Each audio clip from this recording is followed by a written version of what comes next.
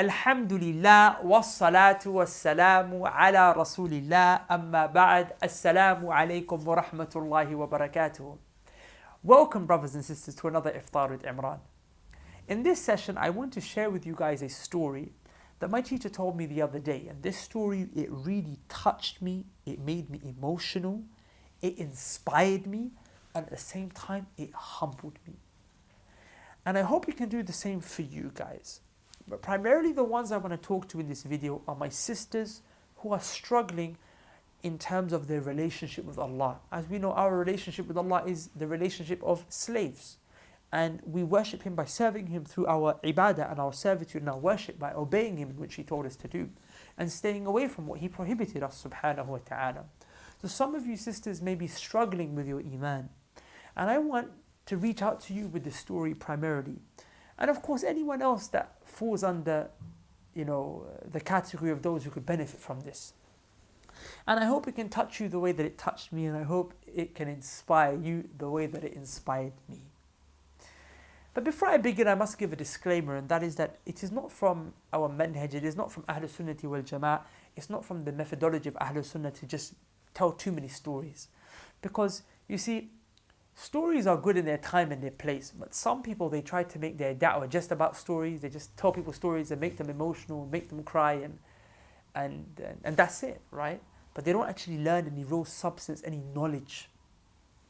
Stories are good in their time and their place, but they should be, done in a regulated fashion. Some people just tell too many stories.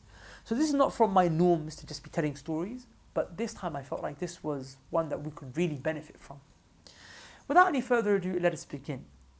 My teacher, Shaykh Abdul Rahman Hassan, he mentioned that, this is a particular incident that he actually witnessed and experienced. He mentioned that he was traveling many, many years ago, and he was at the airport and he was waiting for his flight. And whilst he was waiting for his flight, he happened to hear the sound of a female reciting the Quran. And as he was listening, she was reciting the Quran in an exquisite fashion, making no mistakes. Her pronunciation was on point. And she wasn't stuttering while she was reciting. She was reciting in such a fluid and flowing fashion. And he was listening and noticed that this female, this sister, was reciting non-stop for an hour in the airport. Reciting out, not too loud, but loud enough for her to be heard by those passing by. Now, of course, he didn't look at her in any way, shape or form. So he didn't know who this woman was that was reciting, because we're supposed to lower our gaze. But then, when time came for him to get up and whatnot, unintentionally, the woman who was reciting the Quran happened to come into his vision. Unintentionally, of course. And he said what was shocking to him was that female who was reciting the Quran in an exceptional fashion, non-stop for 1 hour, he was thinking maybe she's a sister in niqab, maybe she's a sister in jilbab, or at the very least hijab. To his surprise, she was a sister who had no hijab, no abaya. Rather, she was dressed in tight clothing. She was wearing the kind of clothing that if you saw this woman, you'd think, does she even pray? He said, I was shocked and I was taken aback and I was astounded. Like, wow, a person like this, that, we would be judgmental thinking, what does she know? But she's reciting the Quran in such an amazing way. He said, I couldn't help myself. He said, I approached her, confused. I went to ask her. And of course, it was in a public place. It wasn't like they were alone. He said, I went to ask her. He said, sister, I'm sorry, but like, you're reciting the Quran and you're reciting the Quran like amazing, but you don't look like a person who would be doing that. I just want to know, like, what's your story? Like, what's up? How are you able to do this? And she explained to him that 7 years ago, she said, my mother died. My mother died. And when my mother died, I made a promise to Allah.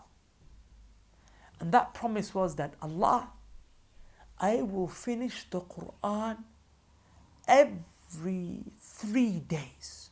I will complete the whole Quran.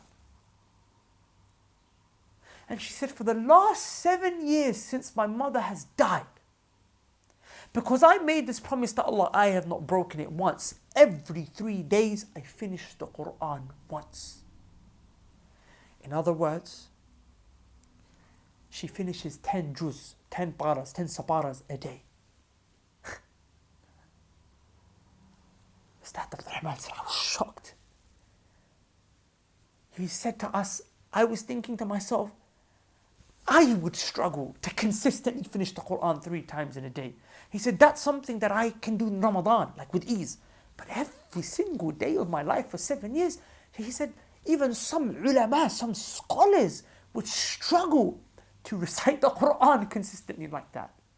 And he said, what was even more shocking was that she appeared to be a sister of an Asian background, like maybe Pakistani or Bengali or Indian or something like that, meaning that the Quran is not easy for a person from that background to be able to, recite it with ease. But he said this sister was reciting it like with ease, as if she knew it fully. So he said, when that happened, he said that was a lesson for him. That was a lesson for him to never, ever, ever judge a book by its cover. Like this sister, like you think, like, who are you? But that sister could be doing acts of worship behind closed doors that will elevate her ranks and ranks and ranks in Jannah. That she will be ahead, maybe behind. She will be ahead of all of us, brothers with beards and sisters with niqabs. Not that I'm belittling the beard. Or not that I'm belittling the niqab, it's an obligation and it's sinful to not fulfill these acts of worship. But it may be that she went in on something that made Allah so pleased with her that she lapped us again and again and again and elevated ranks beyond us in paradise. So then I said to her, sister, like, let me ask you a question. On one hand, you're like exceptionally like hitting high standards, and you've set such a high standard, such a high bar when it comes to this act of worship, when it comes to the Quran. How is it that you're so amazing and strong here, but like the issue of the hijab and everything, you're not so strong here? Like, it should be, if you're able to read the Quran and finish 10 juz a day, every day for the last 7 days, that's hard. It should be easier for you to just at least wear a hijab, She mentioned to him, please make dua for me, and I'm going to try and whatnot. And then my teacher, he said, I boarded the plane. That story touched me so much, because I thought to myself, how many people are there that we judge? How many sisters do we judge? Sometimes through our judgments, we turn them away from the religion, maybe due to our harshness and our preconceived notions. But some of them might be there, doing something amazing. The reason I wanted to make this video is because I know some of my sisters who might be doing haram relationships and have boyfriends and maybe not dressing appropriately and maybe doing sins. Some of you might think to yourself that you're low. You might think to yourself you're sinful. When that happens, shaitan can prevent you from repentance. He can tell you, who are you? Look at you. You're going to repent? He can prevent you from doing acts of worship. Like, who are you? You're going to read Quran? Look at you. You don't even wear hijab. You go out there with makeup and perfume. You want to read the Quran? Shaitan will make you feel very low of yourself. And that will prevent you from doing acts of worship. But I thought by telling you this story, maybe it could inspire you to also build a relationship with the Book of Allah. Because you see, the Quran is one of those things that if you build a relationship with it, it will take over your life eventually. Without a shadow of a doubt, that girl, that sister, at some point in her life, she is going to fully give in to Allah. The Quran, it does that. She is going to fully give in to Allah subhanahu wa ta'ala. Probably going to rock the niqab and jilbab properly. It's only a matter of time before the Quran takes over her life. You know, another story like this, again, my teacher, Ustad Abdurrahman, he mentioned when he was in Somalia, he used to lead the Taraweeh because he's hafiz of Quran. And he mentioned there was another guy who used to lead the Quran with him as well in Ramadan. But he said this guy used to be a proper playboy, going out with the girls and doing this and doing all sorts of haram. Maybe he's not even fasting all day, but he was a hafiz of Quran.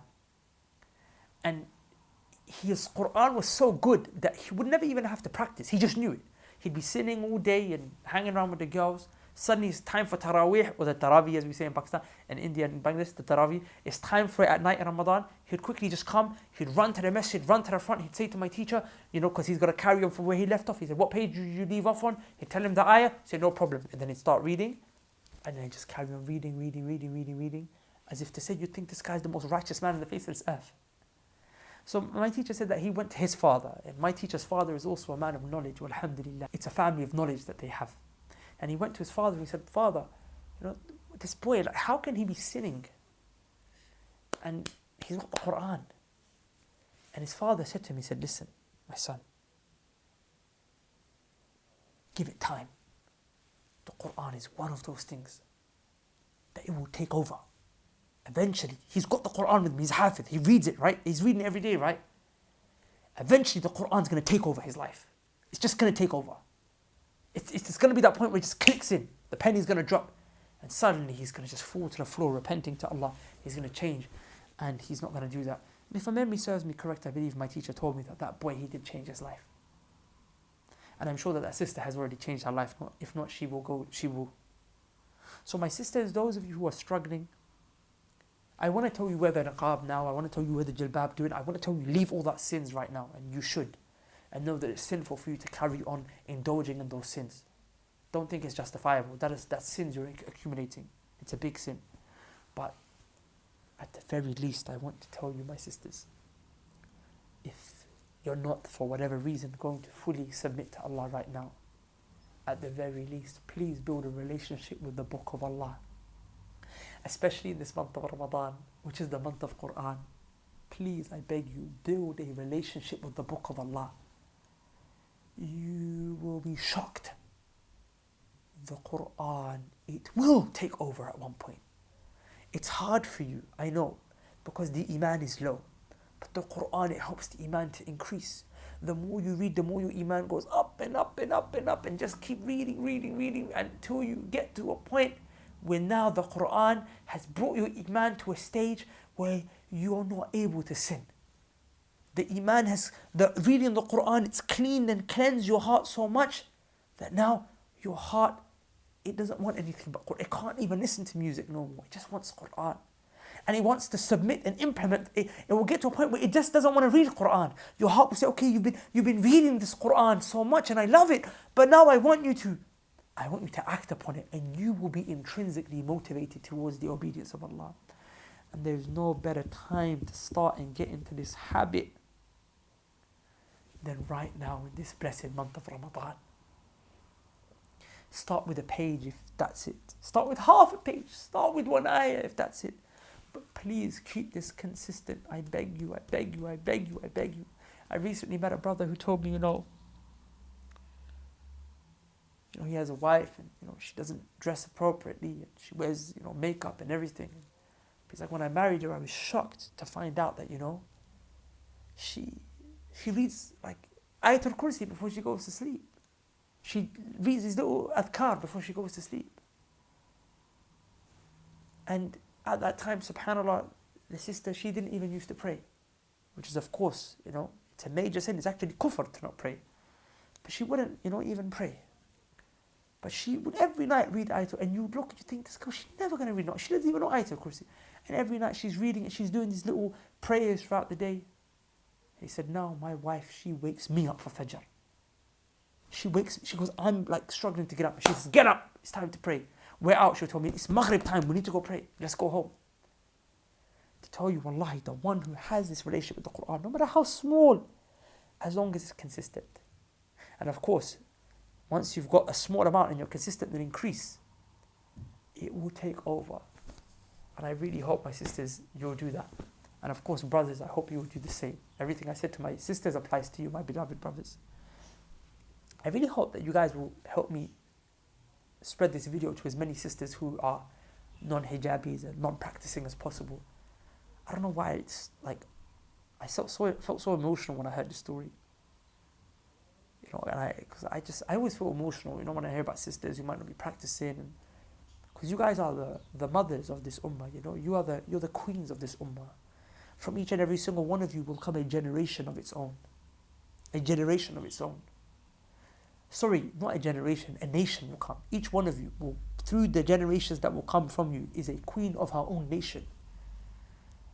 We need our queens to wake up and take their throne as righteous women and help rectify this ummah and bring it back to what it really is. So please help share this video to as many sisters as possible. And I also would like to let you know about a program we have on our Muslim Survival Guide called the Fasting and Furious program. It's our online Islamic studies program. You can access it for free right now, but this offer is only available for the next 2 days.